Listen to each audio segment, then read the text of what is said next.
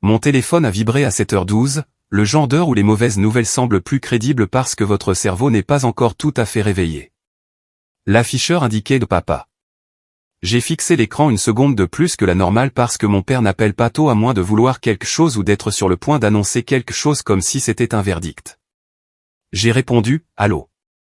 Sa voix m'est parvenue froide et plate, comme s'il lisait une réplique qu'il avait répétée. Grand-père est mort hier soir. Enterrement vendredi. Il nous a tout laissé. Tu n'as rien. Pendant un instant, je n'ai même pas respiré. Pas parce que je le croyais, mais parce que je pouvais l'entendre. Ma mère en arrière-plan, en train de rire. Pas doucement, pas tristement. Un petit rire clair comme quelqu'un qui entend une blague qu'il attendait de raconter depuis des mois. Puis sa voix, assez claire pour qu'elle sache que je l'entendrais. Enfin, tu es dehors. J'aurais pu argumenter. J'aurais pu crier. J'aurais pu supplier pour avoir des détails comme il s'y attendait. Au lieu de cela, j'ai regardé la table de la cuisine parce que mon grand-père était assis juste à côté de moi, vivant, tenant sa tasse de café comme si rien au monde ne pouvait l'émouvoir à moins qu'il ne choisisse de bouger. Ses mains paraissaient plus vieilles qu'avant, la peau fine, les veines plus visibles, mais elles étaient stables. Ses yeux étaient calmes et éveillés, le genre de calme qui ne vient pas de l'ignorance. Il vient de la certitude. Sur la table devant lui se trouvait une enveloppe scellée. Papier épais, en tête d'avocat dans le coin, mon nom écrit à la main d'une écriture soignée et prudente. Le sceau n'était pas décoratif. C'était le genre qui claque quand on le brise. Une preuve, pas un sentiment. Je n'ai pas répondu à mon père. Je n'ai même pas scié au rire de ma mère. J'ai simplement appuyé sur un bouton et mis l'appel sur haut-parleur. Puis j'ai fait glisser le téléphone sur la table jusqu'à ce qu'il se trouve entre moi et grand-père, comme un microphone. Mon père a continué à parler parce que mon silence lui fait toujours supposer qu'il gagne.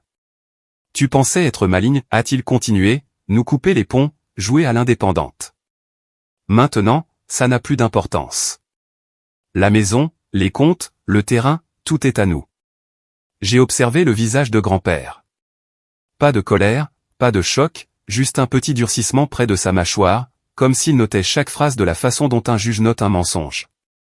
Ma mère s'est penchée plus près du téléphone en arrière-plan et a adouci son ton comme elle le fait quand elle veut que la cruauté paraisse raisonnable. « Viens à l'enterrement » a-t-elle dit. Ou pas. De toute façon, tu ne fais plus partie de la famille. Le regard de grand-père s'est déplacé vers l'enveloppe. Il ne l'a pas ouverte. Il n'en avait pas besoin. Il a tapoté le sceau une fois du bout du doigt. Un petit tapotement silencieux comme pour se rappeler qu'il y avait une ligne qu'il n'avait pas encore lue. La voix de mon père s'est aiguisée. Tu écoutes au moins. J'ai gardé ma voix stable. J'écoute. Il a expiré comme s'il était déçu que je ne pleure pas bien. Alors tu feras ce qu'il faut et tu resteras loin du cabinet de l'avocate. Nous avons déjà géré la situation. Gérer. Ce mot m'a noué l'estomac. Parce que dans la bouche de mon père, gérer signifie paperasse, signature et quelqu'un coincé alors qu'il est trop émotif pour lire. Et puis j'ai remarqué autre chose. Petit mais important. La main gauche de grand-père n'était pas sur la tasse. Elle reposait sur un dossier fin à côté de l'enveloppe. Pas épais, pas dramatique, juste une de ces chemises cartonnées simples que les gens utilisent quand ils veulent que le papier soit l'histoire, pas l'emballage. Il était venu préparer. Mon père a continué, sa voix gagnant en assurance alors qu'il n'entendait rien d'autre que ma respiration contrôlée sur la ligne. Nous allons au chalet demain, a-t-il dit. Nous faisons l'inventaire. Nous t'enverrons toutes les babioles personnelles que tu as laissées là-bas. Ma mère a ri à nouveau. S'il y a quelque chose qui vaut la peine d'être envoyé. J'ai fixé l'écran du téléphone.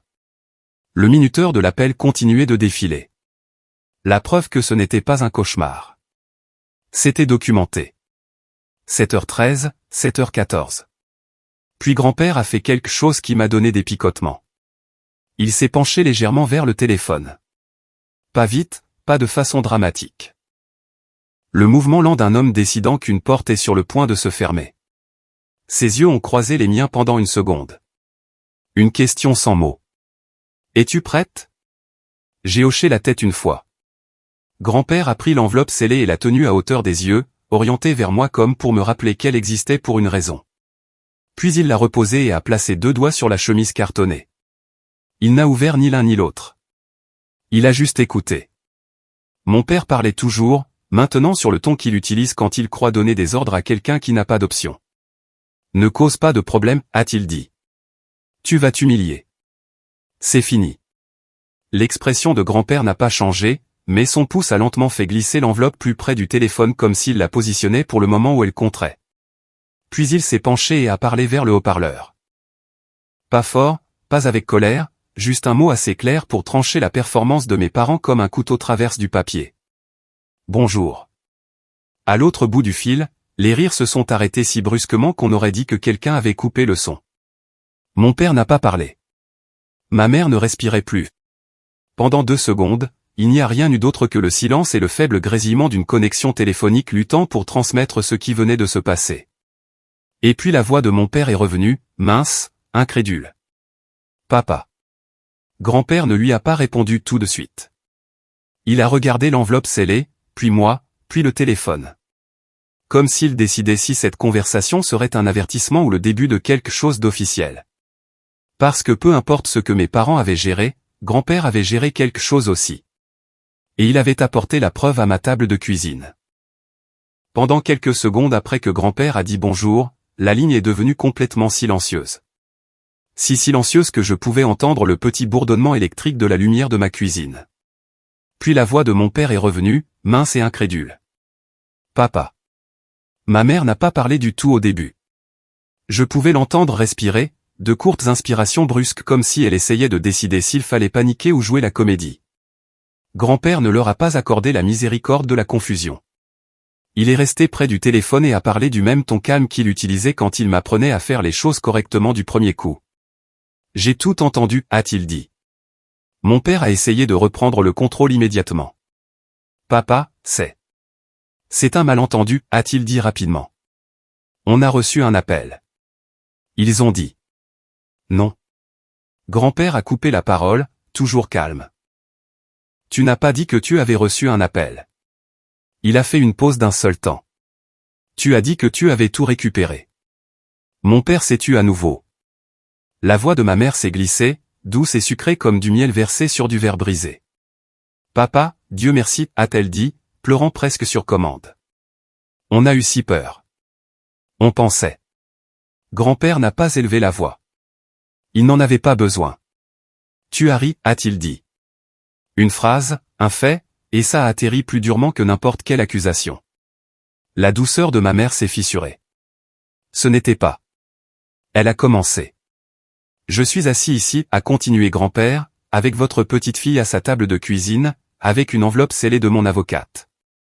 Le ton de mon père a changé. Moins théâtral, plus urgent. Pourquoi es-tu avec elle, a-t-il exigé.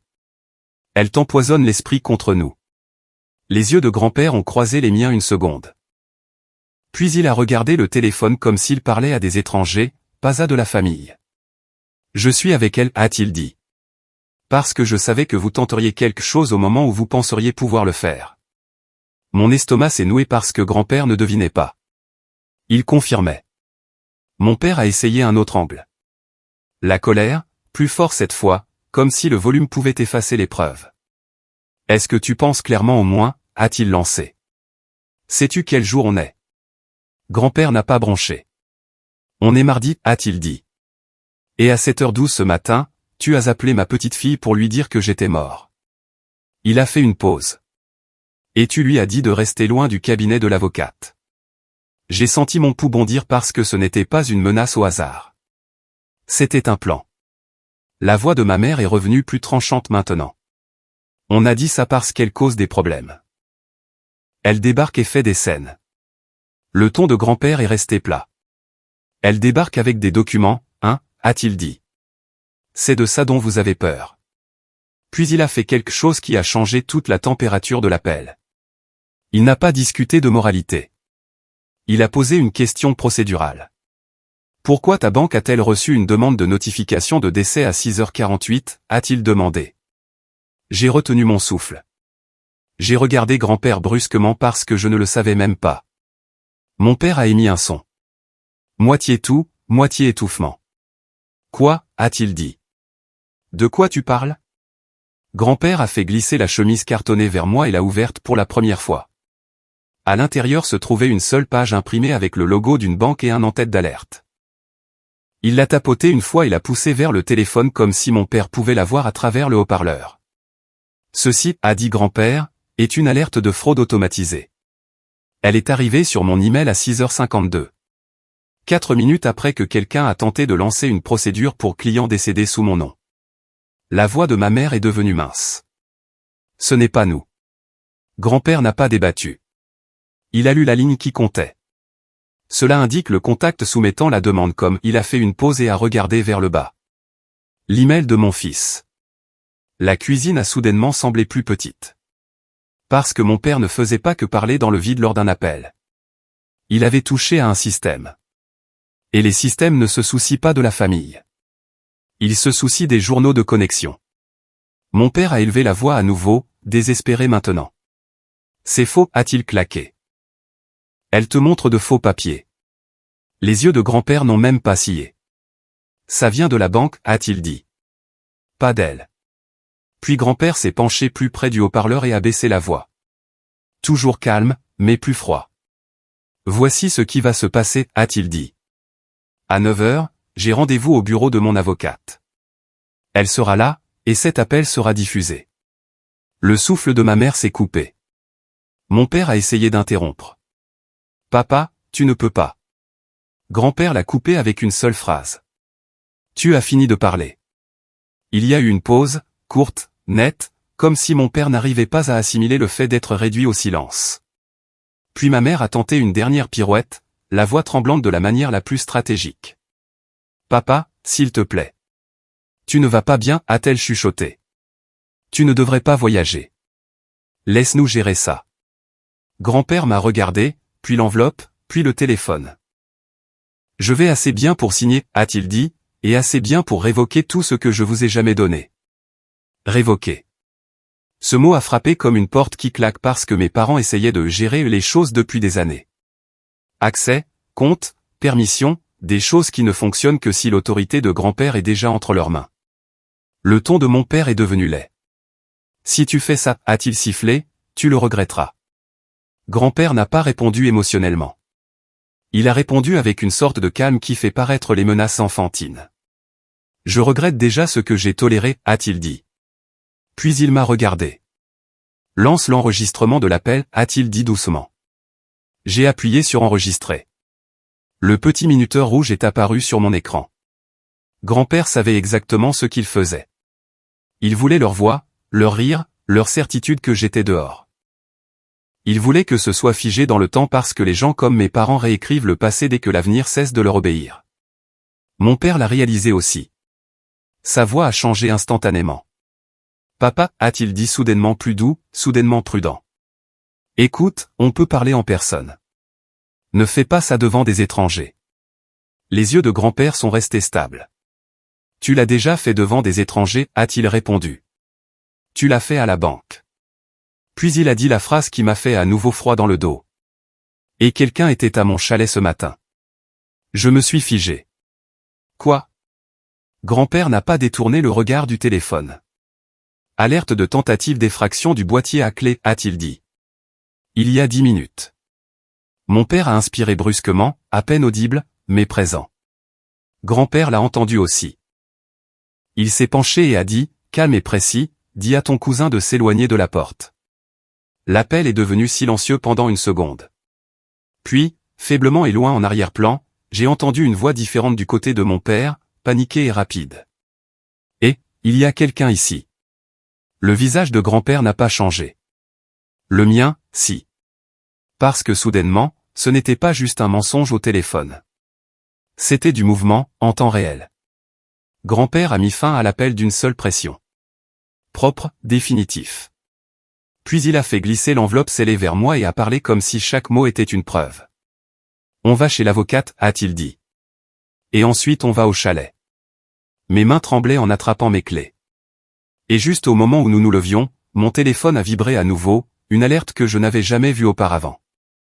Caméra du chalet, mouvement sur le porche avant.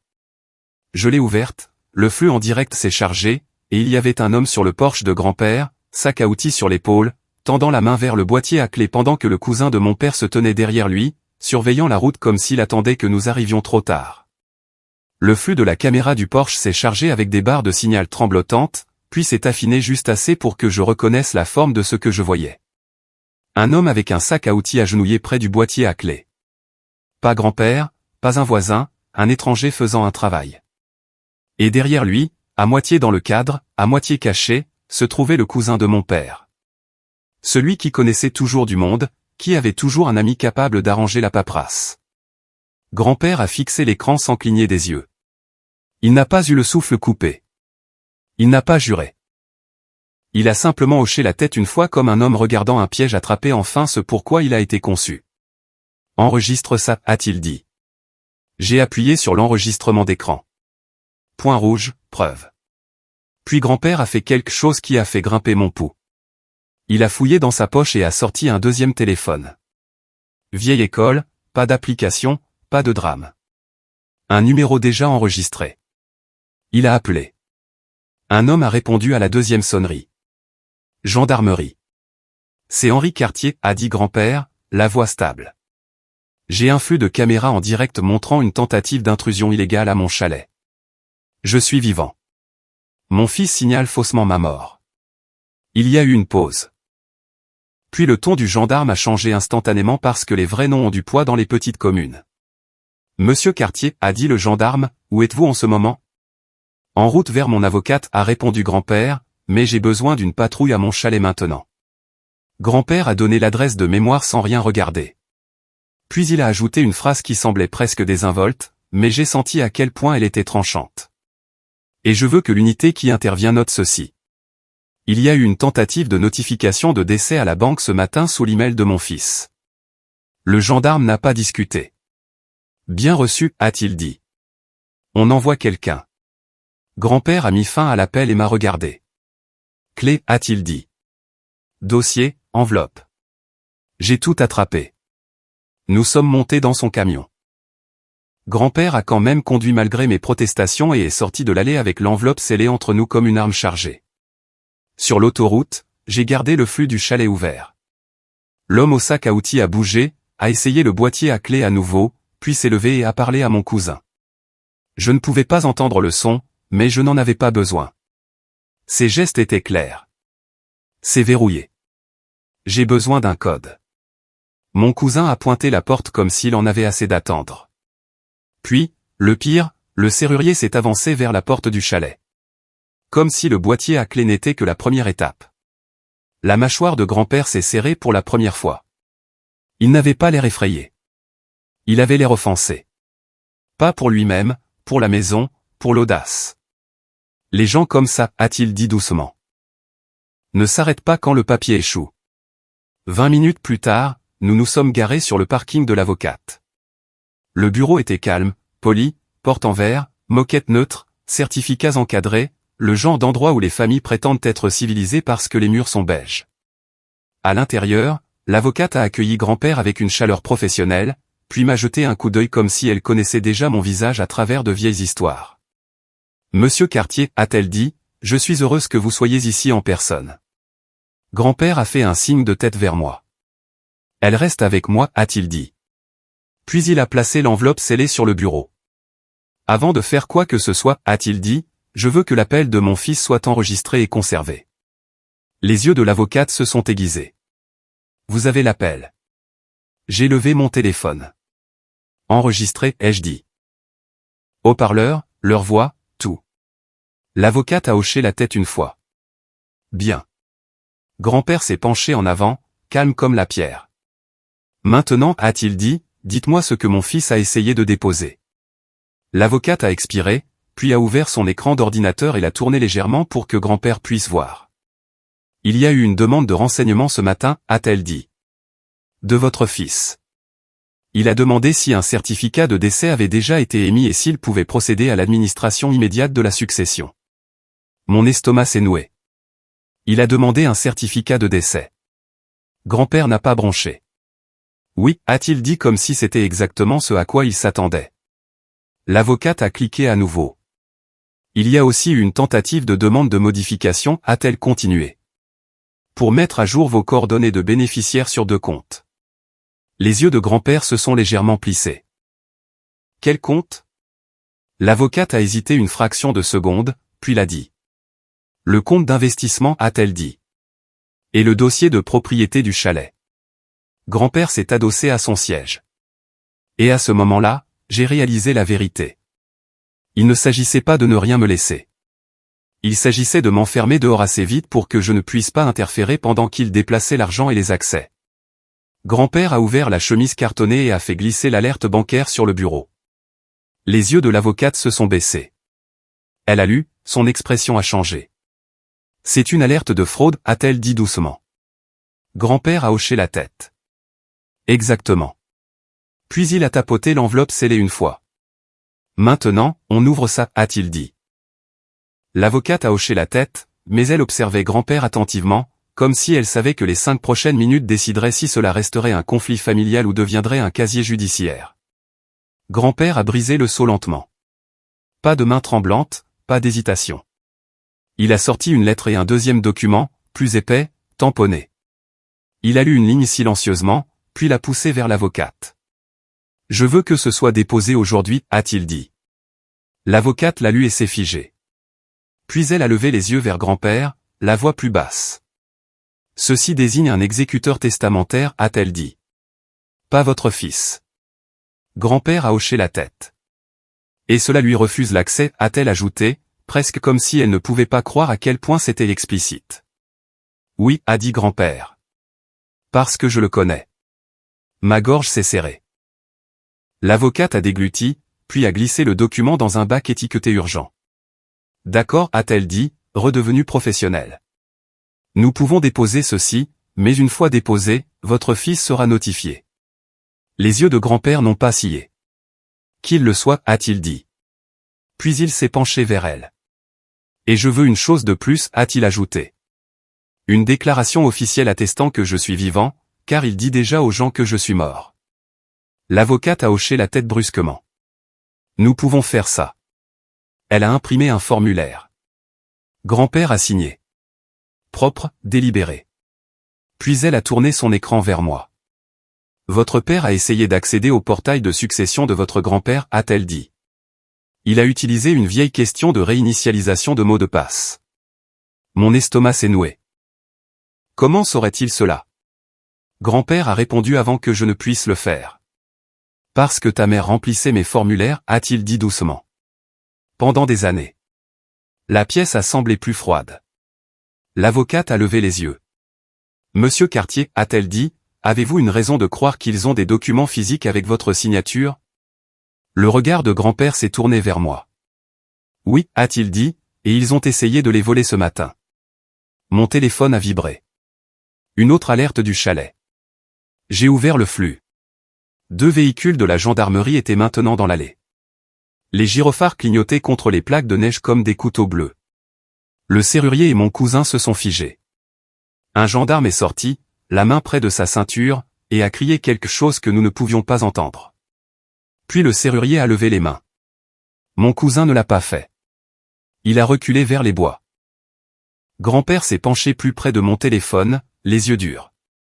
Ne cours pas, a-t-il murmuré. Sur le flux, mon cousin a sprinté hors champ. Un gendarme l'a poursuivi. Le serrurier est resté. Et puis, parce que ma famille ne fait jamais qu'une seule chose à la fois, mon téléphone a vibré à nouveau. Pas une alerte. Un appel de mon père. J'ai fixé l'écran. Grand-père l'a fixé aussi. Il ne m'a pas dit de répondre. Il a simplement fait glisser le téléphone vers lui et a dit très doucement, voyons quelle histoire il essaie maintenant. Le nom de mon père brillait sur mon écran comme un défi. Je n'y ai pas touché. Grand-père l'a fait. Il a fait glisser mon téléphone vers lui, a appuyé sur le haut-parleur et a répondu avec la même voix calme qu'il utilisait quand il voulait que quelqu'un se dévoile sans s'en rendre compte. Oui. Pendant une demi-seconde, mon père n'a pas parlé, comme si son cerveau n'arrivait pas à traiter le son d'un homme mort qui répond. Puis il s'est repris rapidement. Papa, a-t-il dit trop doucereusement. Dieu merci. Je viens te voir. On doit parler en privé tout de suite. Grand-père n'a pas mordu à l'hameçon. De quoi, a-t-il demandé. Mon père a expiré comme s'il était le raisonnable. D'elle, a-t-il dit. Puis j'ai senti mon estomac se nouer. Elle te manipule. Elle t'isole. Les gens sont inquiets. Les gens. Ce mot ne concerne jamais l'inquiétude dans ma famille. Il concerne l'effet de levier. Grand-père a jeté un coup d'œil à l'avocate. Elle a fait un petit signe de tête et a discrètement appuyé sur un bouton de son téléphone de bureau. Enregistrement de son côté aussi. Redondance, preuve. Grand-père a parlé à nouveau. Stable. À 7h12 ce matin, a-t-il dit, tu as dit à ma petite fille que j'étais mort. La voix de mon père est devenue plus légère. Fausse surprise. Papa, je n'ai pas. Tu l'as fait. Grand-père a coupé, calme. Et ta femme Harry. Silence. Puis la voix de mon père s'est aiguisée. Bien, a-t-il claqué. Tu veux la vérité? On l'a fait parce qu'on devait protéger ce qui est à nous avant qu'elle ne le vole. Les yeux de l'avocate se sont levés. Les miens sont devenus froids. Le ton de grand-père n'a pas changé. Qu'est-ce qui est à nous, a-t-il demandé. La succession, a dit mon père rapidement maintenant, en colère. Les comptes, le chalet, le terrain. Papa, tu ne comprends pas comment ça marche. Si elle s'implique, ça devient un gâchis. Grand-père s'est penché légèrement vers le haut-parleur comme s'il voulait chaque mot propre sur l'enregistrement. Elle est impliquée, a-t-il dit. Elle est assise à côté de moi. Le souffle de mon père s'est coupé. Minuscule, mais présent. Puis il a pivoté brusquement. Papa, écoute, a-t-il dit soudainement plus doux, presque suppliant. Ne faisons pas ça par avocats interposés. Je vais venir en voiture. On réglera ça en famille. Les yeux de grand-père n'ont pas scié. Tu as déjà choisi les avocats, a-t-il dit. Tu as choisi la banque à 6h48. Tu as choisi le registre. Tu as choisi le boîtier à clé. Ce dernier mot a changé la ligne. La voix de mon père s'est tendue. Quel boîtier à clé? Grand-père a attendu un temps, assez longtemps pour laisser le mensonge se former. Puis a dit, celui que ton cousin a essayé d'ouvrir il y a 10 minutes. Un autre silence, puis faiblement en arrière-plan du côté de mon père, une voix étouffée. Féminine, trop près du téléphone. Ne dis rien. Ma mère. Grand-père l'a entendu. L'avocate aussi. Moi aussi. La bouche de grand-père s'est serrée au coin, mais sa voix est restée contrôlée. Je peux l'entendre, a-t-il dit. Mon père a claqué fort et sec. Elle n'est pas là. Elle l'est, a répondu grand-père. Et vous êtes sur haut-parleur et vous êtes enregistré. Ce mot enregistré a tout changé. Le ton de mon père a changé instantanément, comme un masque tombant en place. Papa, a-t-il dit, prudent maintenant. Ça n'a pas besoin de devenir laid. On peut gérer ça calmement. Grand-père ne lui a rien donné. Dis-moi pourquoi tu as dit à ma petite fille de rester loin de mon avocate, a dit grand-père. Mon père a hésité. Juste assez longtemps. Puis il a essayé de combler le silence avec de l'autorité. Parce qu'elle est instable, a-t-il dit. Elle a eu des épisodes. Elle déforme les choses. Tout le monde le sait. Le stylo de l'avocate s'est arrêté de bouger. Les yeux de grand-père sont devenus plus froids. Tout le monde ne le sait pas, a dit grand-père. Tu veux que ce soit sur papier, pour qu'elle paraisse peu fiable. Mon père a élevé la voix, sur la défensive. Elle profite de toi. Elle te tient dans sa cuisine en te gavant de mensonges. C'est moi qui ai apporté l'enveloppe, a dit grand-père platement. Pas elle. Silence à nouveau. Et puis mon père a dit la phrase qui m'a indiqué que c'était plus gros que le chalet. Papa, le tribunal est déjà impliqué.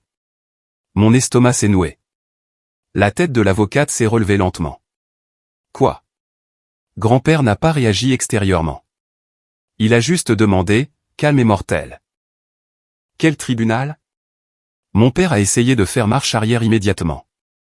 Je ne voulais pas dire. Je veux dire la succession, a-t-il dit rapidement. C'est standard. L'avocate a attrapé son clavier et a commencé à taper vite. Elle n'a pas demandé la permission. Grand-père l'a observé une seconde, puis a regardé le téléphone. Tu as déposé quelque chose, a-t-il dit. La voix de mon père est montée, paniquée pour la première fois. Non, a-t-il claqué. Je n'ai pas déposé. Je me suis renseigné. Grand-père n'a pas discuté. Il a laissé l'avocate le faire. Elle fixait son écran, a cliqué 2 fois, puis s'est figée. Et quand elle a parlé, sa voix était plus basse qu'avant. Monsieur Cartier, a-t-elle dit à grand-père, il y a un dépôt. Ma peau est devenue froide. Mon père a entendu sa voix sur le haut-parleur et a immédiatement sauté dessus. Ne l'écoute pas, a-t-il aboyé. Cette avocate travaille pour elle. L'avocate l'a ignoré et a continué à lire. Requête d'urgence, a-t-elle dit. Tutelle temporaire. J'ai senti mon souffle quitter mon corps. Grand-père n'a pas scié. Tutelle, a-t-il répété. Les yeux de l'avocate se sont tournés vers moi, puis vers grand-père. Cela prétend que vous êtes mentalement inapte, a-t-elle dit. Il prétend que vous êtes exploité. La voix de mon père est passée à travers le téléphone, furieuse et triomphante en même temps. C'est pour ton bien, a-t-il claqué. Si tu n'écoutes pas, le tribunal te fera écouter. Grand-père a fixé le téléphone comme s'il était devenu un objet étranger. Puis il a parlé doucement avec un calme si tranchant qu'il m'a fait peur. Tu as essayé de me déclarer mort dans une banque, a-t-il dit. Et quand cela a échoué, il a fait une pause, tu as essayé de me déclarer incompétent au tribunal. Mon père ne l'a pas nié. Il a insisté. Tu ne penses pas clairement, a-t-il sifflé. Tu prends des décisions par méchanceté. Le tribunal te protégera d'elle. L'avocate a fait défiler à nouveau, le visage se crispant. Ils ont demandé une audience accélérée, a-t-elle dit. Aujourd'hui. Mon rythme cardiaque s'est transformé en tambour.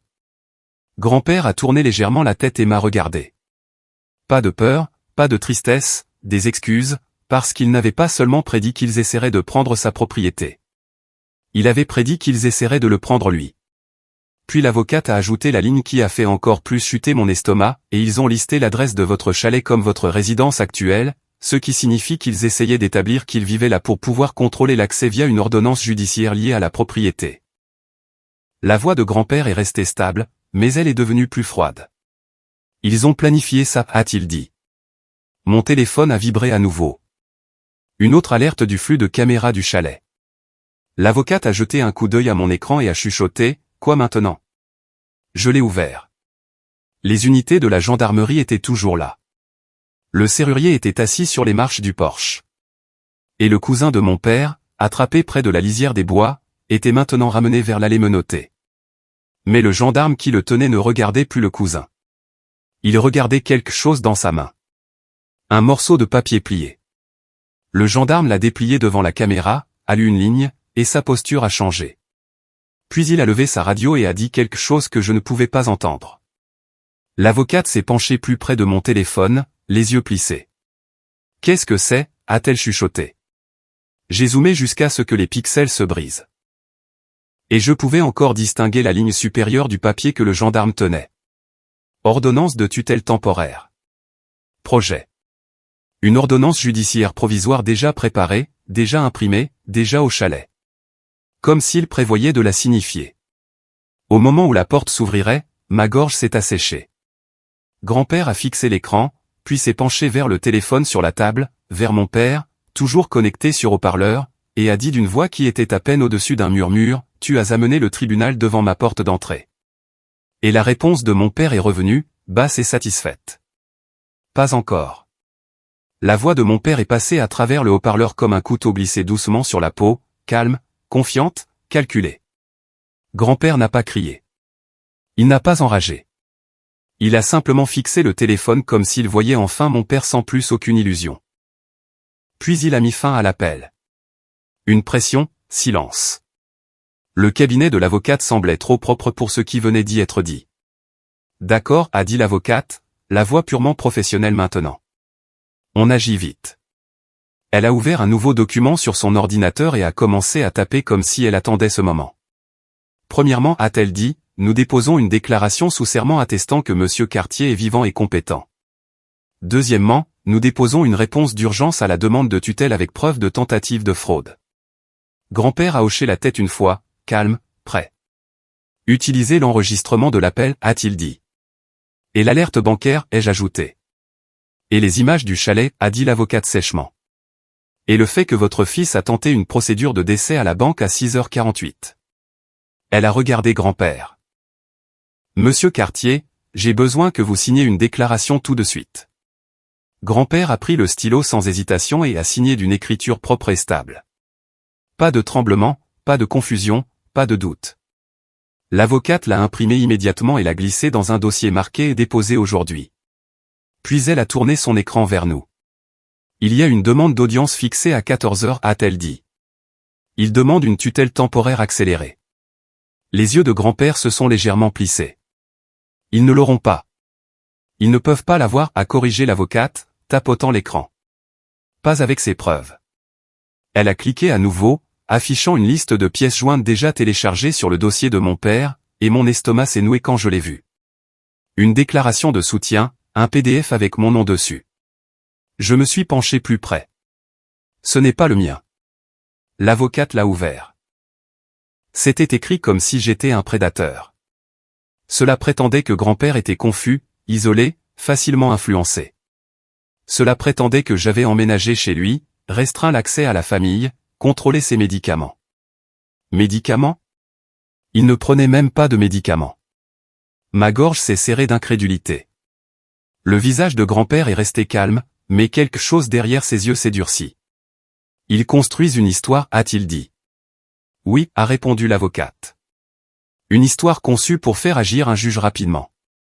Puis elle a fait défiler vers le bas jusqu'à la ligne de signature et nous avons tous vu la même chose en même temps. Un nom dactylographié, pas celui de mon père, pas celui de ma mère. Une tierce partie. Un témoin. La voix de l'avocate est devenue plus basse. Ce nom de témoin, a-t-elle dit lentement. C'est le cousin de votre père? Celui au chalet? Celui avec les menottes? Celui qui venait d'être attrapé à la porte avec un serrurier. Grand-père a expiré par le nez, une respiration contrôlée. Donc, ils ont écrit le scénario, a-t-il dit, et ils ont envoyé l'acteur sur scène. L'avocate n'a pas perdu une seconde. Elle a passé un appel. Greffier du juge, a-t-elle dit dans son téléphone. Ici le conseil de monsieur Henri Cartier.